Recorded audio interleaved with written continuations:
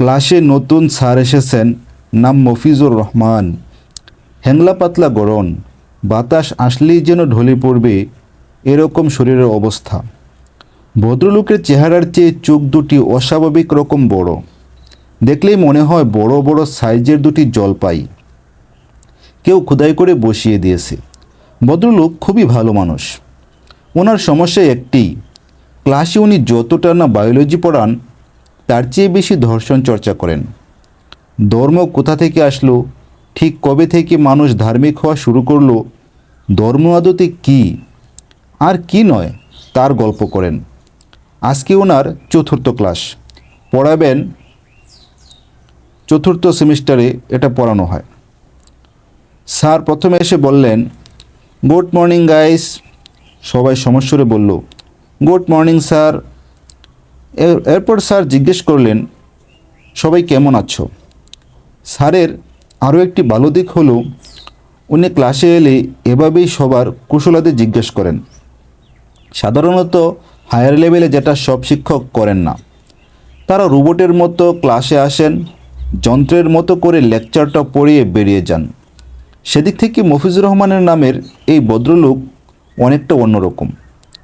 আবার সবাই সমস্যারে উত্তর দিল, কিন্তু গোলমাল বাঁধল এক জায়গায়। শিক্ষার্থীদের মধ্যে কয়েকজন উত্তর দিয়েছে এমনভাবে, আলহামদুলিল্লাহ ভালো। স্যার কপালের ভাঁজ একটু দীর্ঘ করে বললেন, আলহামদুলিল্লাহ ভালো বলেছ কে কে? অদ্ভুত প্রশ্ন। সবাই থতমত খেল। একটু আগেই বলেছি স্যার একটু অন্যরকম। প্রাইমারি লেভেলের টিচারদের মতো ক্লাসে এসে বিকট চিৎকার করে গুড মর্নিং বলেন, সবাই কেমন আছে জানতে চান। এখন আলহামদুলিল্লাহ বলার জন্য কি প্রাইমারি লেভেলের শিক্ষকদের মতো বেদ দিয়ে পিটাবেন নাকি? সাজিদের তখন প্রাইমারি স্কুলের শিক্ষক বাবুল চন্দ্র দাসের কথা মনে পড়ে গেল।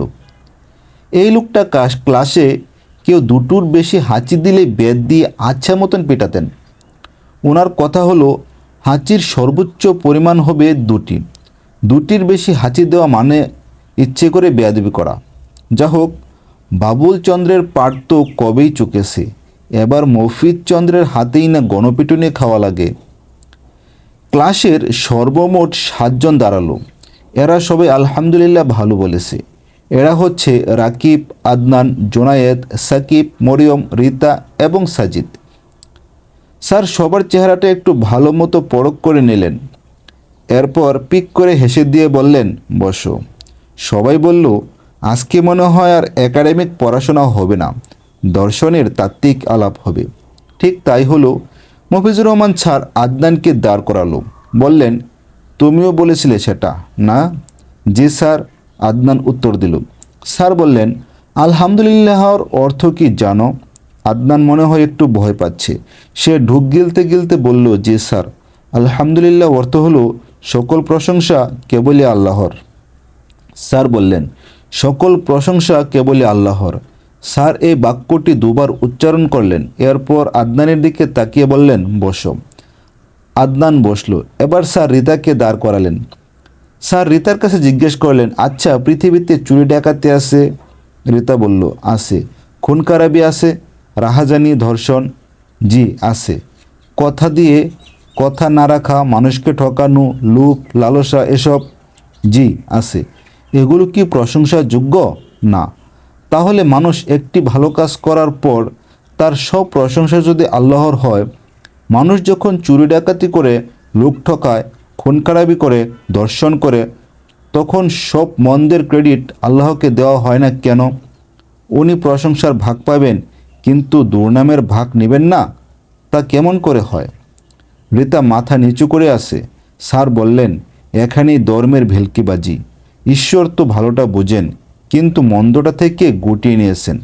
আদতে ঈশ্বর বলে কেউ নেই। যদি থাকতো তাহলে তিনি এরকম একচোখা হতেন না। বান্দার ভালো কাজের ক্রেডিটটা নিয়ে যাবেন, আর বান্দার মন্দ কাজের বেলায় বলবেন, ওইটা থেকে আমি পবিত্র, ওইটা আমার ভাগ। স্যারের কথা শুনে ক্লাসে যে কজন নাস্তিক আছে তারা হাততালি দেওয়া শুরু করলো। সাজিদের পাশে যে নাস্তিকটা বসেছে সে তো বলেই বসলো, মফিজ স্যার হলেন আমাদের বাংলার প্লেটো। স্যার বলেই যাচ্ছেন ধর্ম আর স্রষ্টার অসারতা নিয়ে। এবার সাজিদ দাঁড়ালো। স্যারের কথার মাঝে সে বলল, স্যার, সৃষ্টিকর্তা একচোখা নন। তিনি মানুষের ভালো কাজের ক্রেডিট নেন না, কিন্তু ততটুকুই নেন যতটুকু তিনি পাবেন। ঈশ্বর আছেন। স্যার সাজিদের দিকে একটু ভালো মতো তাকালেন, বললেন, শিওর? জি। তাহলে মানুষের মন্দ কাজের জন্য কে দায়ী? মানুষই দায়ী, সাজিদ বলল। ভালো কাজের জন্য তাও মানুষ? এবার স্যার চিৎকার করে বললেন, এক্স্যাক্টলি, এটাই বলতে চাচ্ছি। ভালো মন্দ এসব মানুষেরই কাজ। সো এর সব ক্রেডিটই মানুষের, এখানে স্রষ্টার কোনো হাত নেই। সো তিনি এখান থেকে না প্রশংসা পেতে পারেন না তিরস্কার। সোজা কথায় স্রষ্টা বলতে কেউই নেই।